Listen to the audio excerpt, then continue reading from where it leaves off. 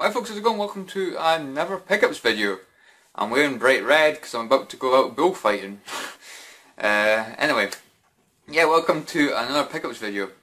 I've got, let's see, 3 PlayStation 3 games and a single PS1 game. Now the PS1 game is actually a rebuy, so I'll get to that at the end basically. So we'll start off with the PS3 games. I've actually completed one of these already. And that was Enslaved Odyssey to the West. A game I've been wanting to get for quite a while, and I won it on eBay for £3.60 with free postage and packaging.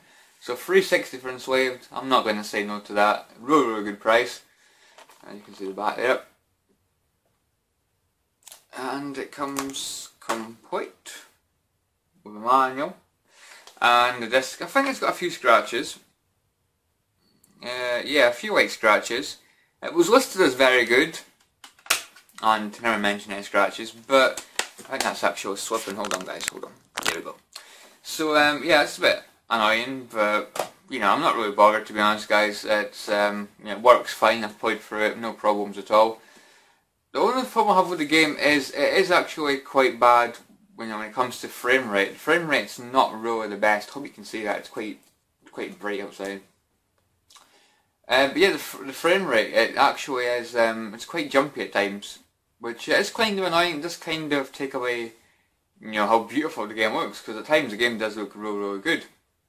The main thing for me with this game was the character interaction between Monkey and Trip. It was absolutely fantastic.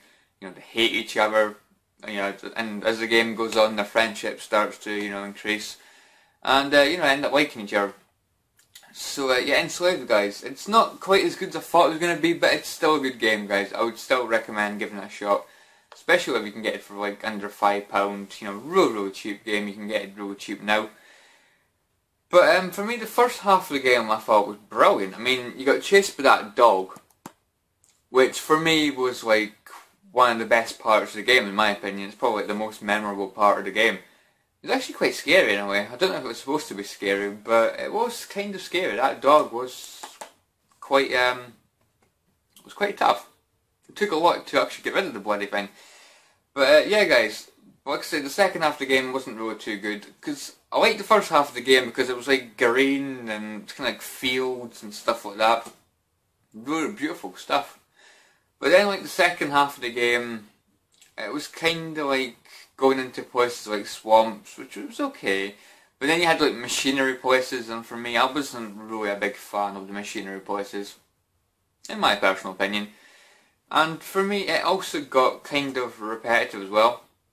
I mean, it started just like, you fight some enemies, you climb, you do some platforming, and you pull a switch, or you pull a lever. You don't pull a switch, do you? No, you pull a lever. And then you basically fight some more enemies, do some more platforming, collect an item, kill some enemies, do some platforming, pull a switch. You know, stuff like that. I said pull a switch again. Press a switch. And you know, it was just repeat. It was the same thing over and over again. With some character interaction in between, which, like I say, was actually the best part of the game, the character interaction. Without that, the game would have, you know, I don't think it would have been as good anyway. Monkey and Trip, brilliant characters, love Trip. Who doesn't love Trip? And yeah, real good game. Well, good game. I would recommend it though, I really would. Yeah, for the price you can get it. This camera's bugging me, by the way. It keeps slipping. Anyway. So the next 2 PS3 games I got were in shop buys. It was in Granger Games. It was in a 2 for £10. So £5 each. It was pretty good. Now, if you remember in the last pickup video I said that I picked up Batman Arkham City. I was like, you know what, this is going to go on my shelf, it's going to collect dust, because I've not actually played a Batman game. I've not played Arkham Asylum. So I've fixed that problem. I've got Arkham Asylum on PS3 in the 2 for £10. Alright, they're £7 each, but 2 for £10. And there's the back of that. Welcome to the Madhouse. And it's a madhouse right now. Comes complete with manual, and just, I think it's mint condition actually. Yep, minty mint. Mint condition manual and disc as well. So people are going to hate me for saying this, but I've not actually played much of it yet. I've only played maybe an hour and a half. I was actually going to play this after I played through Enslaved, but I got distracted by another game, which I also got in the 2 for 10. So I'll get to that in just a moment. But yeah, it seems quite good, guys. Like I said, I'm not really a big fan of like Batman. I've not watched any of the films. I'm not really a big fan of superheroes and stuff like that, really. But the game seems quite good. Graphical wise, brilliant. The Joker's brilliant. But he's got that mad kind of gimmick going on. It's pretty fantastic. Harley Quinn, mad as well.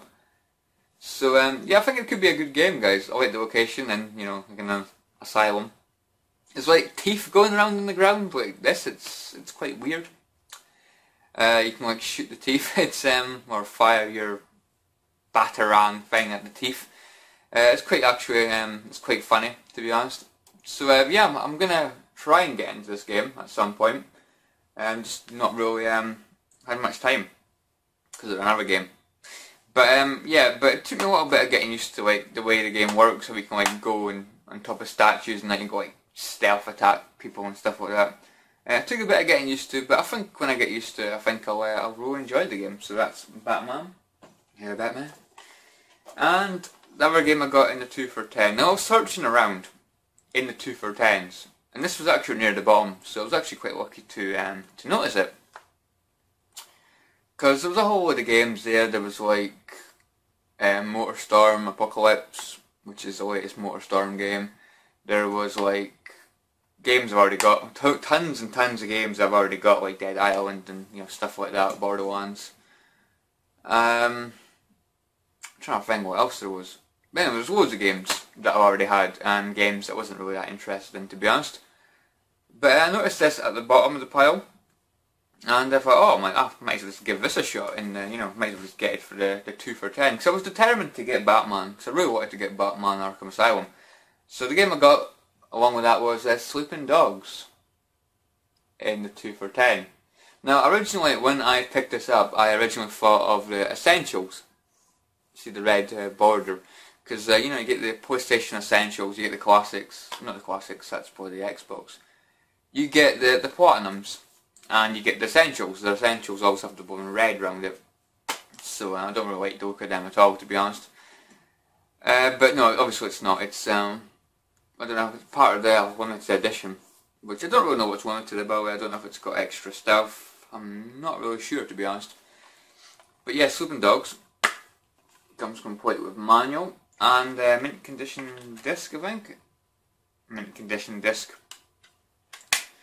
So yeah, Sleeping Dogs. Everyone's playing Watch Dogs. I'm playing Sleeping Dogs. A different kind of dogs, even though it's got no dogs in it. Which is quite funny, to be honest. I don't know why they put dogs on the cover. Same with Watch Dogs. Watch Dogs. I don't know why they put dogs on the cover, but or in the title, I should say, not the cover. But yeah, it's a lot cheaper game than Watch Dogs, and from what I've played of this game, I absolutely love this game. As far as I'm concerned, I've made a really, really good choice picking this up in the 2 for 10. What a game. Why pay £24 or something for Watch Dogs? You could buy this for £5 and have a hell of a lot of fun with it. It's I don't know why people actually compare this game to Watch Dogs. Going reviews and that for this, and like people are like saying this is so much better than Watch Dogs, and everyone seems to be comparing it to Watch Dogs. I don't know whether it's just because it's got dogs in the title, but apparently it's nothing like Watch Dogs. So I don't know what the hell is going on there. But you can hack things in this as well. You can hack cameras. You can hack, I don't know. You can like lockpick doors and that. You've got like little mini games for doing things like that. So that's actually quite cool. Good little feature, and it works well. It's not like one of those annoying kind of mini games. They're actually quite fun. And the characters, story, real good stuff. Really well done in my opinion. I like the main character's quite cool. Something Way. I can't remember his first name, but he's Way anyway. W-E-I, Way. Way. So, a good game, guys, not gonna lie. It's got a good combination of fighting, driving, shooting. Not so much shooting, you don't really shoot like too much, especially not at the beginning of the game. But I'm getting near the end of the game and there's more shooting getting involved into the game now. But yeah, Sleeping Dogs, guys, well recommended. Awesome stuff. especially if you like, you know, free roaming sandbox games. So that's that. Now for the PS1 rebuy, for just under £10, I think it was like £9.97, something like that. It's quite a lot for a PS1 game, but it is Resident Evil 2, non-platinum. Now the problem with this is the hinges, one of the hinges is broke, and I think there's a couple of cracks down the side, there we go, couple of cracks, but the discs, minty mint guys, they are mint condition discs, and I just love the discs. There's a manual, it's a little bit ruffled at the front, but yeah, look at the discs though.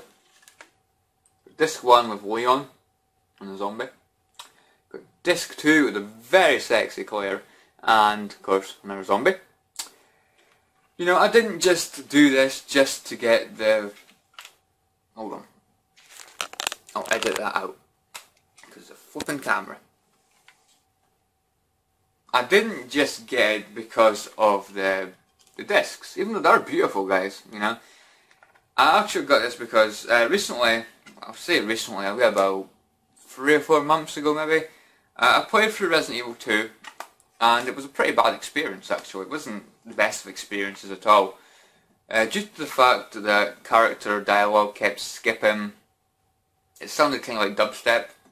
Like it was really bad actually, really bad. And there was actually one point, actually 2 points actually, where I had to actually take the disc out of the machine and put it back in the PS2 for the game to actually work, because it was just stuck on a character like loop. Kept saying the same thing over and over again, you know. So it was a really bad experience, and you know, it's because I didn't look after my games when I was younger. That's why I had to bum and buy Resident Evil 1.